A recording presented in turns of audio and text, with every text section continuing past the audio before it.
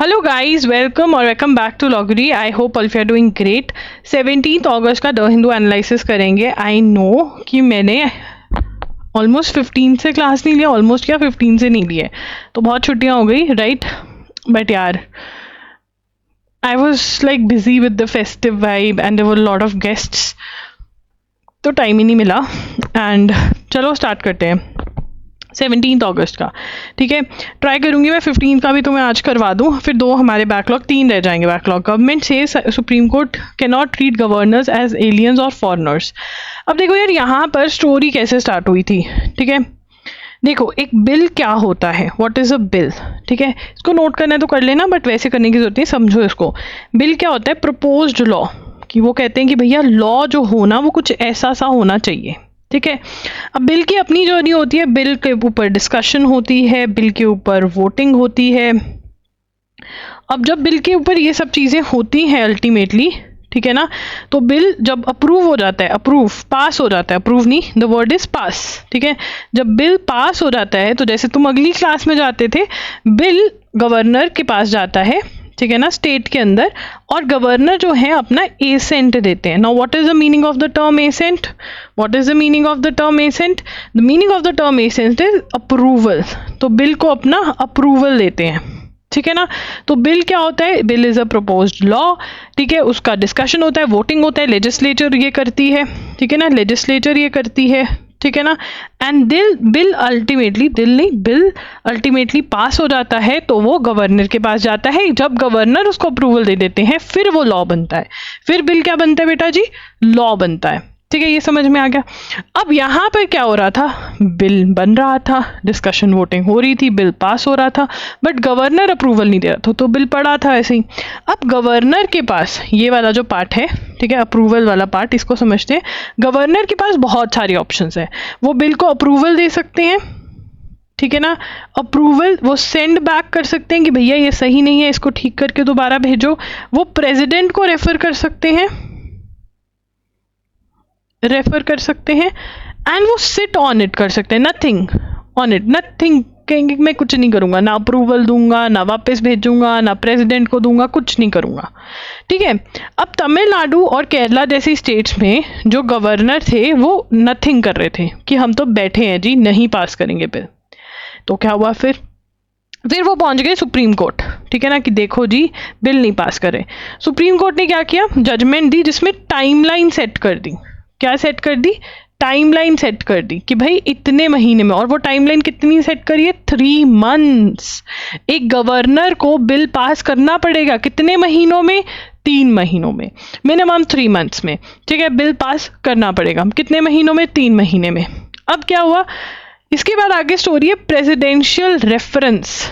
Presidential reference, ठीक है ना, कि प्रेसिडेंशियल रेफरेंस मतलब प्रेसिडेंट ने क्वेश्चन पूछा कि भैया क्या तुम ऐसा कर सकते हो? किससे पूछा? सुप्रीम कोर्ट से। बिल्कुल, प्रेसिडेंट के पास ये पावर है। तो यहाँ पे स्टेट कह रही है कि भाई जो जजमेंट दे दी कि 3 महीनों में देना पड़ेगा, टाइमलाइन सेट कर दी, तो जो जजमेंट है, तुम ये जजमेंट को नलिफाई करने के लिए, खत्म करने के लिए थोड़ा ना प्रेसिडेंशियल रेफरेंस कर सकते हो। तो अभी इसी के ऊपर केस डिस्कस हो रहा है। So this is the entire thing around which the case is being discussed. Okay, and या ये है। ठीक है, आगे चलेंगे। अब इसके अंदर गवर्नर को क्या बोला जा रहा है कि गवर्नर को एलियन या फॉरेनर की तरह नहीं ट्रीट कर सकते हो आप, उसकी इज्जत है, आपको वो इज्जत करनी पड़ेगी, दैट इज रिक्वायर्ड, एंड ये आप करो, राइट। उसके बाद the supreme court can not treat governors as aliens और foreigners on whom timelines can be imposed and whose discretion does not count. The union government has said in a submission.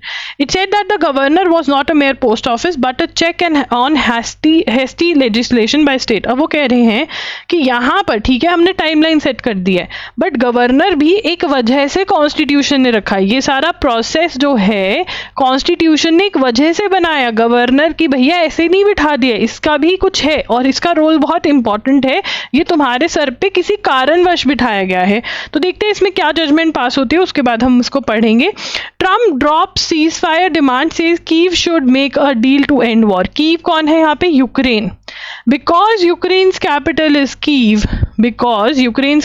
Is Kyiv, तो इसीलिए ये बोल रहे हैं कि Kyiv बोल रहे हैं। ठीक है, यूक्रेन को रेफर कर रहे हैं basically. Ukraine should make a deal to end the war with Russia because Russia is a very big power and they are not Russia is a very big power and they are not. अब यहाँ पे Ukraine should make the end the war. Donald Trump क्या कह रहे हैं कि भैया Russia तो तुम्हारा बाप है और तुम नहीं हो, उसके बाद तुम बेटे हो तो तुम वैसे ही रहो. ठीक है.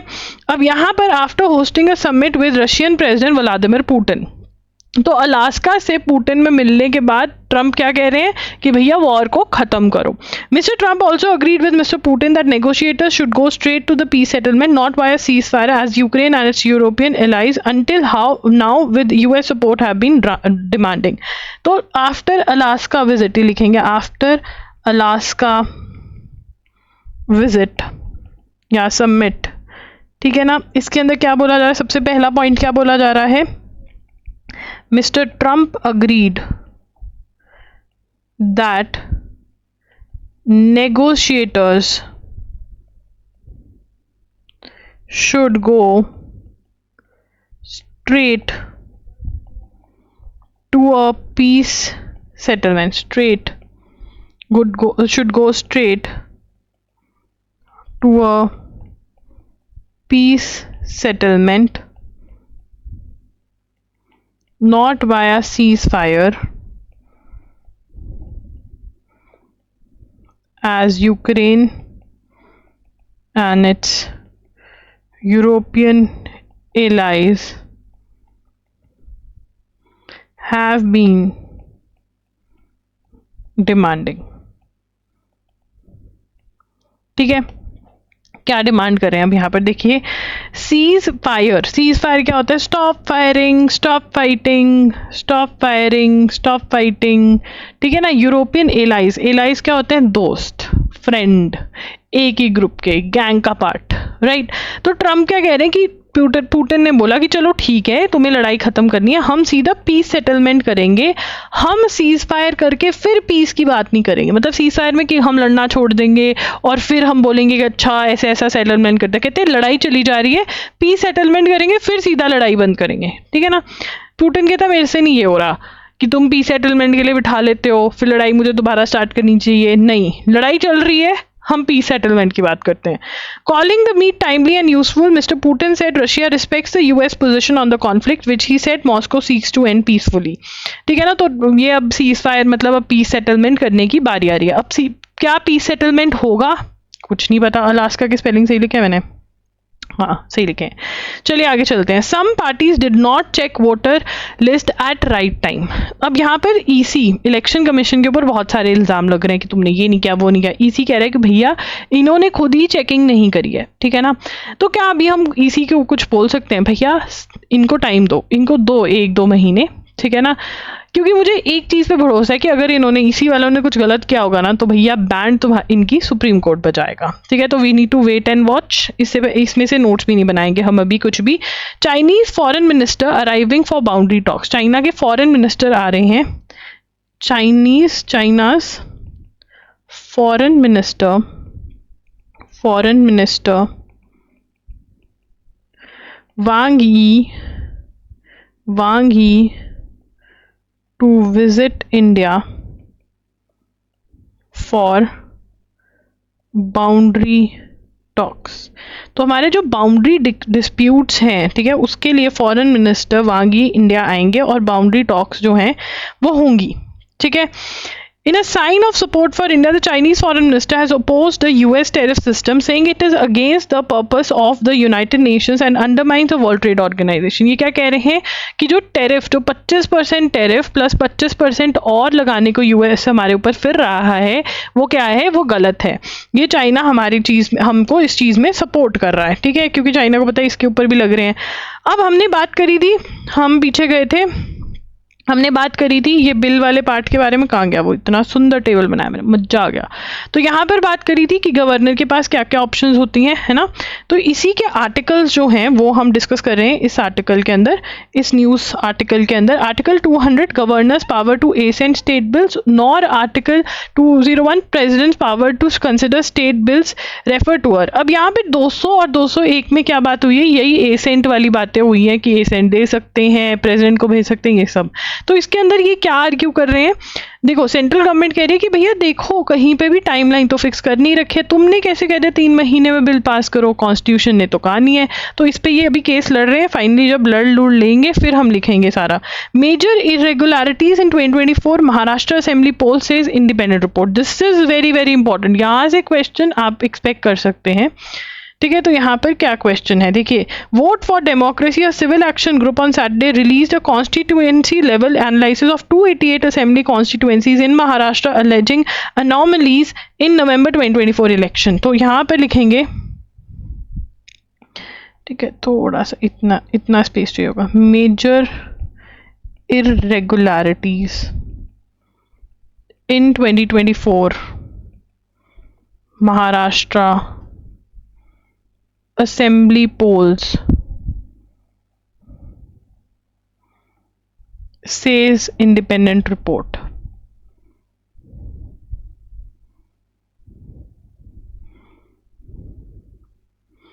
ठीक है ना। अब यहां पर ये रिपोर्ट किसने लिखी है, this is very important, vote for democracy, vote for democracy, ठीक है ना। इन्होंने रिपोर्ट का नाम क्या है, dysfunctional ECI and weaponization of India's election system, ठीक है ना। तो यहाँ पे draws an official data from election commissioner chief electoral office, और फिर उन्होंने कहा है कि भाई दिक्कतें हैं। उन्होंने क्या बोला है कि एक सडन लेट नाइट सर्ज दिखा है, क्या दिखा है, महाराष्ट्र रिकॉर्डेड लिखेंगे, Maharashtra recorded a sudden late night surge, मतलब increase, सर्ज इन टर्नआउट मतलब वोटिंग, टर्नआउट मतलब वोटिंग, वोट करने वाले लोगों में एक इंक्रीज दिखा रात को, जो कि बहुत ही गलत था डिफरेंट पार्ट्स में। तो ये एलिगेशन है, हमें नाम याद रखना है, this is very very important, report का नाम और एलिगेशन क्या है और कौन सी स्टेट से रिलेटेड एलिगेशन है। Income tax, new income tax bill आया है, न्यू इनकम टैक्स लॉ आ गया है, न्यू इनकम टैक्स लॉ आ गया है। न्यू इनकम टैक्स लॉ जो है, ठीक है, रिप्लेसेस इनकम टैक्स एक्ट 1961, ठीक है ना। और बिल जो है इसका एम क्या था, what was the aim of the bill, ये बहुत इंपॉर्टेंट है, ठीक है। क्यों लेकर आया गया ये बिल इसलिए लेकर आया गया और इसमें ये वाज रेफर्ड टू लिखेंगे, was referred to select committee headed by Jayant Panda and comprised of members of parliament from across political parties. तो यहाँ पे सिलेक्ट कमेटी को ये बिल रेफर हुआ और उसको हेड किसने किया, बाय जयंत पांडा ने। और ये बिल क्यों लेकर आए हैं, ये बिल क्यों लेकर आए हैं, ये बिल इसलिए लेकर आए हैं इजी बनाने के लिए। थर्ड पॉइंट क्या था, purpose was to simplify and rationalise the existing law. Purpose क्या है कि सिंप्लीफाई, ईजी बना सके चीज़ों को, एग्जिस्टिंग लॉज को रैशनलाइज कर सके, ये है, ठीक है। उसके बाद चेंजेस क्या हुए हैं इस बिल के अंदर, चेंजेस क्या हुए हैं, ठीक है ना, चेंजेस क्या हुए हैं। और the original Income Tax Act 1961 required anybody found to be in control or possession of any documents in electronic form to provide the authorized officer the necessary facility to inspect such books for account or other documents. It also authorized the tax official to break open the lock of any door, box, locker, safe, almirah or other receptacle in case of their keys is not available. The new law takes these concepts a step further. It now says anybody in possession or control of electronic documents or information must not only provide the tax officer regional and technical assistance but also share passwords, ठीक है ना। share passwords of electronic data या information जहाँ से निकल सकती है, ठीक है ना, चाहे वो पर्सनल ईमेल्स हों, ठीक है, चाहे वो सोशल मीडिया हो, उसके आपको पासवर्ड्स जो हैं वो शेयर करने पड़ेंगे, ठीक है ना, आपको पासवर्ड शेयर करने पड़ेंगे, न्यू लॉ ये कहता है। What are the challenging confronting the EC, तो ईसी के ऊपर बहुत सारे इल्ज़ाम लग गए। ईसी को कहा जा रहा है कि भैया महाराष्ट्र के इलेक्शंस गलत हुए, बिहार में जो सर करवाया उसके अंदर दिक्कत आ रहा है, तो EC is under question. Now what is election commission of India, election commission of India है क्या, ये कौन से खेत की मूली है, तो ये इसके बारे में हम लिख लेते हैं, election commission of India, election commission of India. तो इलेक्शन कमीशन ऑफ इंडिया क्या है, election commission is a permanent constitutional body, is a permanent constitutional body, ठीक है ना। अब यहाँ पे constitutional is very important, is it a statutory body, no, statue नहीं बोल रहा, लॉ नहीं बोल रहा, कॉन्स्टिट्यूशन बोल रही है, वो बेयर एक्ट नहीं बोल रहा कि भैया इलेक्शन कमीशन होना चाहिए, कौन कह रहा है इलेक्शन कमीशन होना चाहिए, कॉन्स्टिट्यूशन। तो it is a constitutional body and it is a permanent constitutional body, ऐसा नहीं है कि कुछ सालों के लिए बनती है फिर खत्म हो जाती है, नहीं, ये हमेशा बनी रहती है, ठीक है ना, तो it is a permanent constitutional body, very good. Now the next is the constitution has vested the EC with the superintendence direction and control of entire process. अब यहाँ पर क्या है, इसकी ड्यूटी क्या है, ठीक है ना, wasted with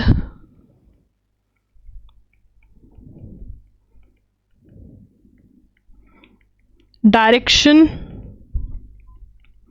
and control of entire process for conduct of elections to parliament and legislature of every state and offices of president and vice president, ठीक है ना। उसके बाद originally it had chief election commissioner, ठीक है ना, expanded it includes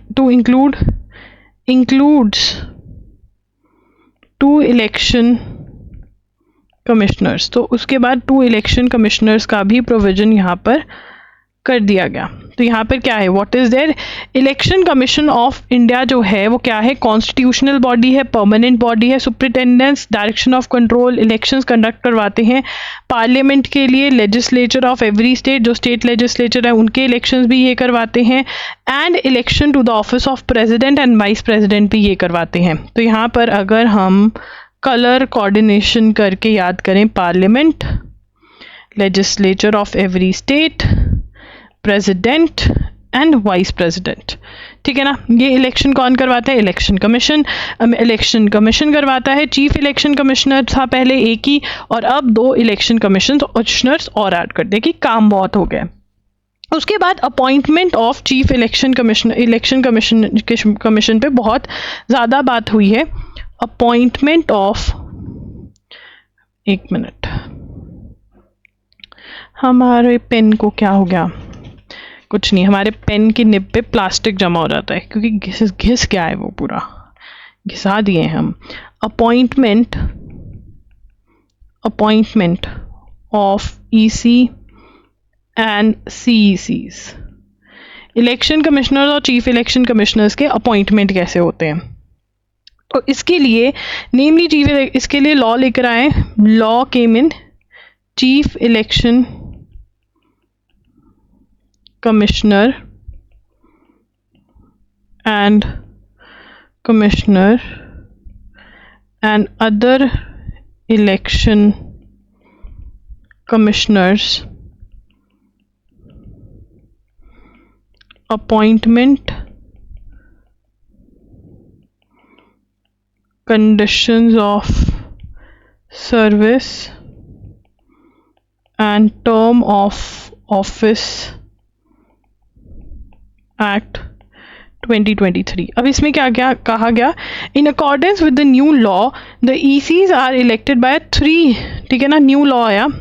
तो basically इसका बैकग्राउंड क्या है कि देखो, जो इलेक्शन कमिश्नर पहले अपॉइंट होते थे, प्रेसिडेंट अपॉइंट करता था, प्राइम मिनिस्टर जो पार्टी इन पावर है वो डिसाइड करती थी कि भाई कौन बनेगा, राइट। अब इसमें क्या किया, सुप्रीम कोर्ट ने कहा कि नहीं, chief justice of India, leader of opposition, prime minister, इन सब की एक टीम होगी, वो बनाएगी, वो करेगी। तो लीडर ऑफ ऑपोजिशन और चीफ जस्टिस ऑफ इंडिया भी इंक्लूड हो गए in the appointment of election commissioner as well as chief election commissioner, right. अब ये तो पार्टी इन पावर को नहीं हजम हुआ, तो उन्होंने नया लॉ लेकर आए। वो लॉ कौन सा है, ये, this is the law, right. अब इस लॉ के अंदर क्या बोला कि 3 member according to the new law ECs are selected, ECs are selected by 3-member selection committee comprising of PM, Union Minister and Leader of Opposition। कौन कौन है इसमें, PM, union minister, leader of opposition. तो जहां पर supreme court ने कहा था कि भैया यूनियन की, यहाँ पर चीफ जस्टिस ऑफ इंडिया होना चाहिए कमिटी के अंदर, वहां पर इन्होंने किसको रिप्लेस कर दिया, यूनियन मिनिस्टर को, अपना बंदा डाल दिया। The opposition has objected to this, saying the committee give little room for dissent as the prime minister and union minister are part of the government. वो कह रहे हैं कि भाई मेजोरिटी तो गवर्निंग पार्टी की होगी, वो डिसाइड करेंगे that who is going to come in power, because there is union minister, there is PM, they are going to decide that who is going to be in power, right. Now they said, वो opposition oppose करिए इस चीज को। सो कौन सी selection committee कौन कौन consist करती है न्यू लॉ के according, it is the PM, it is the union minister and it is the leader of opposition, it is the leader of opposition। कौन डिसाइड करता है, लीडर ऑफ ऑपोजिशन डिसाइड करता है, right, clear. उसके बाद आगे चलेंगे, even as EC was grappling with these claims, CEC Ganesh Kumar announced the SIR in Bihar which aims to cleaning up electoral। अब यहाँ पर वो कह रहे हैं कि भाई अभी महाराष्ट्र वाला सीन चल रहा था, ठीक है, अब इन्होंने SIR कर दिया, क्यों किया ये, जब ऑलरेडी इतने इश्यूज चल रहे थे, ठीक है। अब यहाँ पर एक बहुत बड़ी चीज हो गई है, Association of Malayalam Movie, guys I have to be back, मुझे इसका चेंज करना पड़ेगा pen. Association of Malayalam Movie Artists, ठीक है ना। अब ये जो AMMA है, ठीक है ना, क्या है इसके अंदर, AMMA। तो AMMA जो है, after being elected as its first women president, कौन इलेक्ट हुआ, ठीक है, श्वेता मेनन, ठीक है, she is the first women president. क्या है, she is the first women president, ठीक है, सिंस इट्स इंसेप्शन इन 1994। क्या है, सिंस its inception in 1994, ठीक है। अब आगे चलेंगे। अब यहाँ पे यार देखो, ये ना बड़ा इंपॉर्टेंट इशू है, मलयालम मूवी आर्टिस्टीज जो है, ठीक है ना, ये जो एसोसिएशन है मूवीज़ की, मलयालम मूवीज़ की, ये बहुत ज़्यादा न्यूज़ में रही है क्योंकि यहाँ पर इन्होंने बहुत ज़्यादा सेक्सुअल असॉल्ट किया है। और एक रिपोर्ट आई थी जिसका नाम है हेमा रिपोर्ट। क्या नाम है, हेमा कमिटी रिपोर्ट। तो हेमा कमेटी रिपोर्ट ने क्या कहा था, हेमा कमेटी रिपोर्ट ने ये कहा था कि बहुत लोग, बहुत लेडीज, बहुत वुमेन आके हमें बताकर जा रही है कि सेक्सुअल असॉल्ट हुआ है उनके साथ, sexual assault faced by women in Malayalam film industry. तो मलयालम फिल्म इंडस्ट्री में उनके साथ क्या हुआ है, बहुत ज़्यादा सेक्सुअल असॉल्ट उन्होंने फेस किया है। ठीक है, तो अब ये लेडी आ गई है तो ये कुछ ना कुछ करेगी, डंडा निकालेगी। चिलिंग पास्ट वार्म प्रेजेंट, अब ये क्या कह रहे हैं कि देखो इनके आपस में पहले लड़ाई चल रही थी, यूएसए ने बोला कि ठीक है वॉर बंद कर देते हैं, रशिया भी कहता ठीक है हमें ये चाहिए, यूएसए कहता ऐसे कैसे, ये सब चीज़ें, इन्होंने यूक्रेन को फंडिंग स्टार्ट कर दी, ठीक है ना, यूएसए कहता हम यूक्रेन को पैसा देंगे, चलो चलो लड़ो, अब ये दोबारा कहते नहीं हम नहीं लड़ेंगे, ठीक है, मतलब हम ये लड़ाई बंद करेंगे। तो यहाँ पर अलास्का समिट के बारे में हम बात करने वाले हैं। किसके बारे में बात करने वाले हैं? अलास्का समिट के बारे में बात करेंगे। अलास्का समिट के बारे में बात करेंगे, ठीक है। तो अलास्का समिट क्या है? अलास्का समिट के अंदर, ठीक है, president of USA met, president of USA met Russian leader. So sorry guys, this video should have gone up at 6 o'clock 18th August, but there was some problem with my system and now it's fine, so I'm doing it again. तो यहाँ पर Alaska summit हुई और Alaska summit में US के president Donald Trump जो है वो रशियन लीडर पुतिन से मिले। Vladimir Putin, who is the leader? Vladimir Putin से मिले, ठीक है ना। Concluded a historical summit in Alaska after friendly greetings and 2.5 hour long talks eight, कहाँ पर बातें हुई? एट, मैं यहाँ से कॉपी कर रही हूँ, eight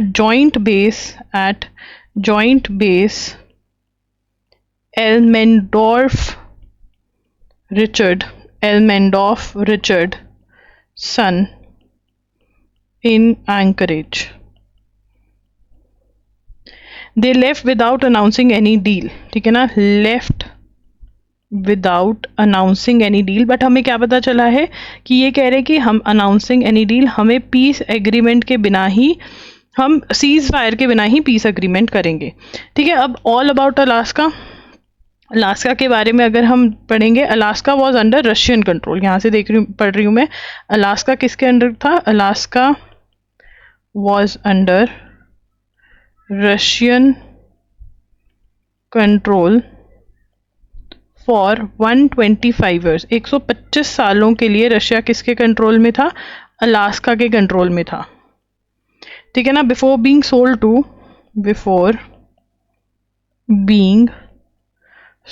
to the US in 1867, ठीक है ना। उसके बाद Alaska is separated from Russia by a distance of 88 kilometers, while Russian island of Big Diomede is located just 4 kilometers from US Little Diomede Island, with Bering Strait separating the two. Now this is very important कि पहले ये Russia का होता था, Russia ने 125 साल तक control किया, 1867 में यूएस को बेच दिया। कितने डिस्टेंस पर है? तो यहाँ पर Alaska has been populated by indigenous people including Athabaskans. तो इंडिजिनस लोग रहते हैं। 18th सेंचुरी में Danish explorer Vitus Bering was pressed into service by Russian tsar Peter the Great to explore the regions to the east of Russia's border. तो basically जो tsar था उसने कहा कि भैया तुम एक्सप्लोर करो, तुम स्पेसेस एक्सप्लोर करो, ज़मीनें देखो, ठीक है ना, स्पेसेस एक्सप्लोर करो। तो यहाँ पर किसने एक्सप्लोरर जो था, Danish explorer Vitus Bering found this region, उसको मिला था दिस रीजन, ठीक है ना, ठीक है। तो यही हमें इतना ही पता होना चाहिए अलास्का के बारे में कि अलास्का जो था पहले रशिया के पास था और फिर वो यूएसए के पास चला गया, ठीक है जी। उसके बाद the British left second act. अब यहाँ पर ब्रिटेन के अंदर दोबारा से सरकार में हलचल है, कुछ चेंज हो सकता है। प्राइम मिनिस्टर स्टारमेर जो है उनको मे भी छोड़कर जाना पड़े, ऐसा सा लग रहा है, क्योंकि एक अलायंस बना है जो बहुत ही डिस्टर्बिंग अलायंस है। क्या है? एक अलायंस बना है जो बहुत ही डिस्टर्बिंग अलायंस है, ठीक है ना, तो वो अलायंस के बारे में देख लेते हैं। In late July 2025 Jeremy Corbyn announced the formation of a new left-wing political party alongside former Labour MP Zarah Sultana. तो ये हम पढ़ेंगे, हाँ हाँ हाँ हाँ, ये क्या हो गया, मेरा रेड कलर जो था वो कहाँ गया, ये रेड कलर मेरा। Guys, just a moment, my perfect red is lost by my mistake.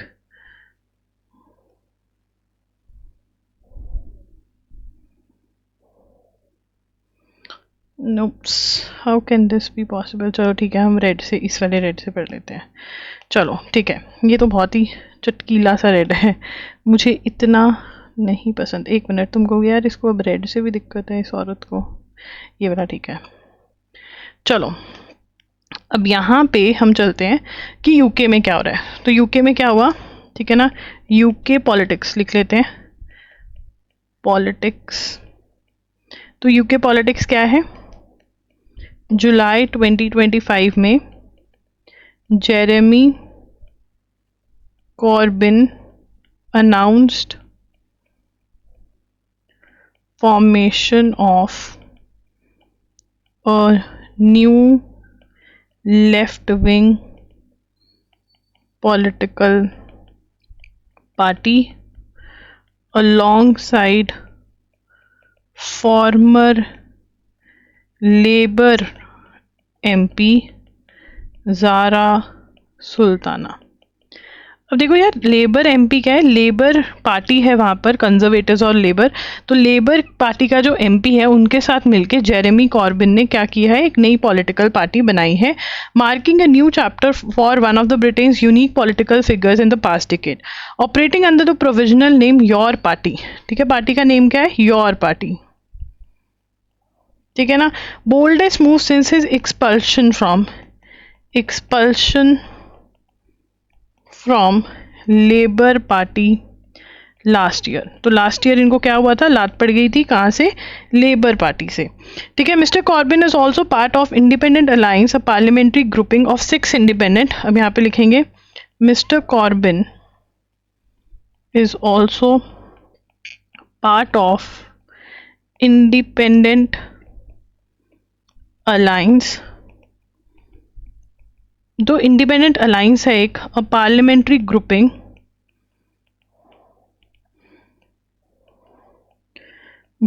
Of 6 independent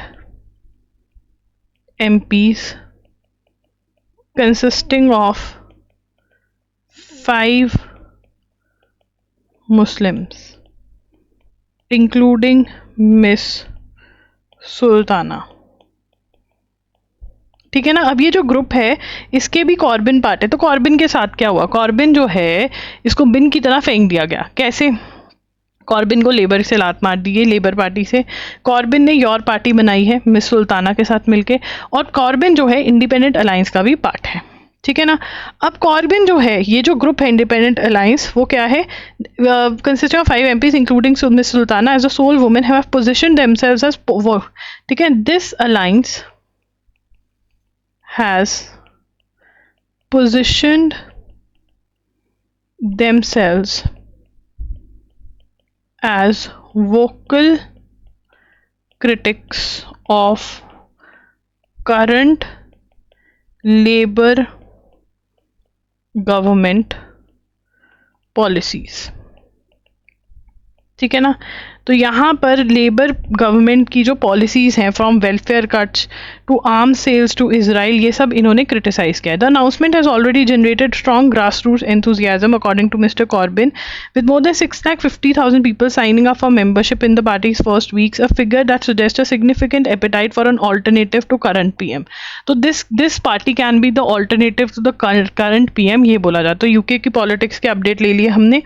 Around 180 countries have failed to find consensus on an internationally binding legal agreement that sought to restrict। अब यहाँ पर ये क्या करने जा रहे थे, plastic pollution, plastic treaty, ठीक है ना, प्लास्टिक बैन ट्रीटी लेकर आना चाहते हैं ये लोग। बट क्या ये लोग प्लास्टिक बैन ट्रीटी लेकर आ पाए, बिल्कुल भी नहीं लेकर आ पाए। ठीक है ना। तो यूनेप बैक्ड ये ट्रीटी थी बट ये नहीं लेकर आ पाए। इसके बारे में हम ऑलरेडी बात कर चुके हैं पहले। UNEP is United Nations. Please guys, even if you are watching from एजुगिरी, अगर आपका बैकलॉग है उस बैकलॉग को ख़त्म करिए, ठीक है ना। आपको पिछले महीने देखने बहुत ज़रूरी हैं। जून से आपको अपने करंट अफेयर्स कवर करने हैं। जून का करंट अफेयर्स मैं डाल चुकी हूँ पार्ट 1, 2, 3। जुलाई के भी बहुत जल्द आ जाएंगे। मैंने आज ही कर देना था जुलाई पार्ट 1 अगर मेरा लैपटॉप ठीक रहता, ठीक है ना। अब इंडिया में बैन क्या है? सिंगल यूज़ प्लास्टिक्स बैंड है इंडिया में। तो लिखेंगे इंडिया के अंदर क्या है? प्रोडक्शन बैन ऑन, लिखेंगे इंडिया में क्या है? Production and ban on, production and there is a ban on. India में क्या है? इंडिया में क्या है? ठीक है, there is a ban on production and use of single use plastics, ठीक है ना। तो सिंगल यूज प्लास्टिक्स है उस पर बैन है, ठीक है ना, इन नियरली 20 स्टेट्स। कुछ स्टेट्स में ये बैंड है, ठीक है ना। वैसे भी कुछ कुछ प्लास्टिक्स को बैन किया था। So guys that's it. अगर आपको ये सेशन अच्छा लगे तो लाइक कर देना, कमेंट करना, ये मत कहना कि बैकलॉग है, मुझे पता है, मुझे खत्म करना है। There was some issue that is why नहीं किया, ठीक है ना।